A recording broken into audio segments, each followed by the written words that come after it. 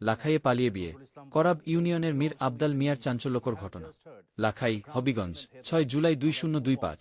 হবিগঞ্জের লাখাই উপজেলার করাব ইউনিয়নের ২ নম্বর ওয়ার্ডের বাসিন্দা মীর মুহাম্মদ আবদাল মিয়া সম্প্রতি এক তরুণীকে পালিয়ে বিয়ে করার ঘটনায় এলাকায় চাঞ্চল্যের সৃষ্টি হয়েছে। স্থানীয় সূত্রে জানা গেছে, মীর আবদাল মিয়া গত সপ্তাহে হঠাৎ করেই বাড়ি থেকে নিখোঁজ হন। পরিবারের সদস্যরা প্রথমে বিষয়টি গোপন রাখলেও পরে জানা যায় হওয়া যায়নি। তবে তিনি পার্শ্ববর্তী একটি গ্রাম থেকে এসেছেন বলে স্থানীয়রা জানিয়েছেন। এ ঘটনায় এলাকায় মিশ্র প্রতিক্রিয়া দেখা দিয়েছে।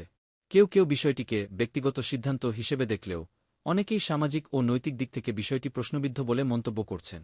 এ বিষয়ে স্থানীয় ইউনিয়ন পরিষদ ইউপি সদস্য বলেন, ঘটনাটি আমাদের জানা আছে। আমরা উভয় পরিবারের সঙ্গে কথা বলার চেষ্টা করছি যাতে কোনো বিশৃঙ্খলা না ঘটে। বিষয়টি নিয়ে এখনও থানায় কোনো লিখিত অভিযোগ দেওয়া হয়নি, তবে স্থানীয় প্রশাসন নজর রাখছে বলে জানা গেছে। এ ঘটনায় করাব ইউনিয়নে ব্যাপক আলোচনা ও সমালোচনার সৃষ্টি হয়েছে।